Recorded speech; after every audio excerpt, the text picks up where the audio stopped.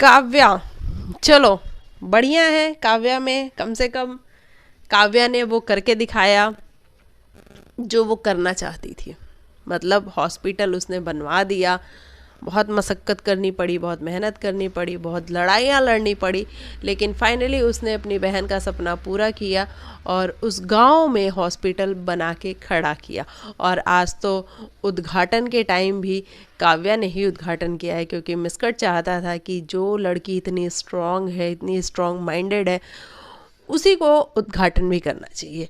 तो वो भी हो गया, मतलब फीता भी कट गया और काव्या ने ही काटा। और वहीं पे काव्या को ऐसा फील होता है कि उसको चक्कर आ रहा है, वो पीछे की तरफ होती है और इतने में मिस्कट और सॉरी आदि और शुभ ये दोनों ही उसको संभालने के लिए पहुंच जाते हैं।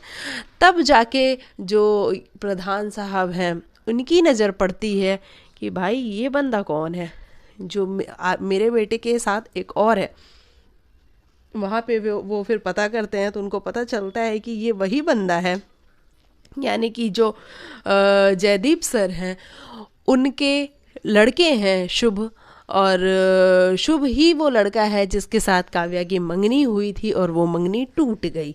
और उसके बाद जो प्रधान जी हैं उनको भाई अपनी चाल तो चलनी ही थी, तो उन्होंने चाल चली और अपने बेटे से कहा, बड़े बेटे से, कि बेटा अगर मेरी नज़रों में अच्छा बनना चाहते हो तो एक काम करो कि किसी भी तरीके से आदि को इस लड़की से दूर करवाओ और कुछ करो ऐसा जिसे ये सब कुछ हो जाए। मतलब आदि इस लड़की से दूर हो जाए, नफरत करने लग जाए। अब जो कि आदि का बड़ा भाई है वो अपनी फादर की प्रेज़, प्रशंसा बहुत चाहता है, क्योंकि कभी उसके फादर ने उसको अप्रिशिएट नहीं किया है, कभी उसको समझदार नहीं समझा है। तो उसको ये लगता है कि मेरे फादर कैसे भी करके मुझे प्रेज़ करें, मेरी तारीफ़ करें। तो उसने अपने फादर की बात मान ली और हमेशा से वो मानता ही हुआ आया है। वही आदि है जो कि अपने फादर की बिल्कुल बात नहीं मानता है, क्योंकि उसको समझ में आता है कि उसके फादर जो भी करते हैं वो खुद के फ़ायदे के लिए करते हैं, बाकी उनको किसी से कोई मतलब नहीं है। तो ऐसे में जब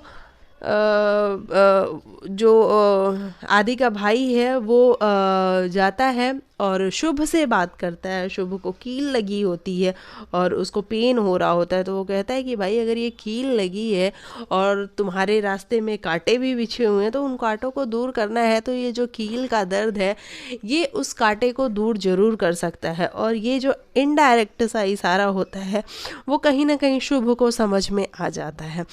ऐसे में फिर शुभ अकेले मिसकट अकेले खड़ा होता है एक जगह पे, और जहाँ वो काव्या की बातों को याद कर रहा होता है कि किस तरीके से काव्या ने उसको ट्रस्ट नहीं किया, उसकी बातों को हमेशा ये समझा कि वो मैनिपुलेट कर रहा है या फिर वो अपने फादर जैसा है।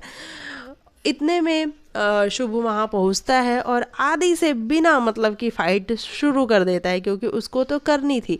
और फाइट करते करते वो ये पोर्ट्रे कर पाता है कि उस पे अटैक आदि ने किया है, शुभ ने अटैक नहीं किया है।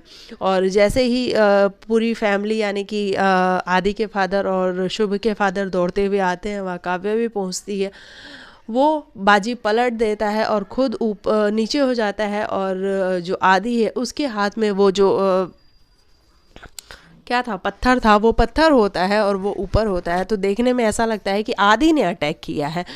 और फिर ये लोग एक दूसरे से अलग होते हैं और ये बात कहीं ना कहीं साबित हो जाती है कि आदि ने अटैक किया है, शुभ ने अटैक नहीं किया है। उसके बाद से इस बात को प्रूफ करने के लिए जो डायरेक्टर साहब हैं वो कहते हैं कि भाई आप एकेडमी चलो और एकेडमी में ही ये सारी कॉन्वर्जेशन होगी, जहाँ पे वो रेस्ट्रिकेट कर देते हैं, सस्पेंड कर देते हैं आदि को और कहते हैं कि भाई तू निकल जा यहाँ से, क्योंकि तुम एक आईएएस ऑफिसर बनने जा रहे हो, तुम्हारी ट्रेनिंग कंप्लीट हो चुकी है और तुम एक सिविलियन पे ऐसे अटैक नहीं कर सकते हो। तो वहाँ आदि ये बोलता भी है कि अगर सिविलियन कुछ मिसबिहेव करे, वो अगर हमें मारने पीटने को आए, तो एक आईएएस ऑफिसर क्या अपने डिफेंस में चीज़ें नहीं करेगा। लेकिन वहाँ पे जो डायरेक्टर साहब होते हैं यानी कि जो शुभ के फादर होते हैं वो बिल्कुल भी सुनने को तैयार नहीं होते हैं। अच्छा, दिखावा करने के लिए जो प्रधान जी यानी कि जो नेताजी होते हैं ये भी पूरा दिखावा करते हैं कि भाई हमें अपने बेटे की बहुत कंसर्न है, और आप डायरेक्टर साहब प्लीज़ ये भी देख लो कि आपका बेटा भी हो सकता है कि गलतियाँ उसने ही करी करी हों, हम मेरे बेटे ने नहीं करी हों। लेकिन आदि वो अच्छे से समझ पा रहा है कि कहीं ना कहीं मेरे फादर का भी इसमें कुछ फ़ायदा ही होगा, उनकी कोई चाल ही होगी अगर वो मुझे यहाँ प्रोटेक्ट कर रहे हैं तो, अगर वो यहाँ मेरे लिए लड़ रहे हैं तो। वो हर बार कहता है नेताजी मुझे आपके सहारे की, आपके सपोर्ट की कोई ज़रूरत नहीं है, मैं मेरी वकालत खुद कर सकता हूँ।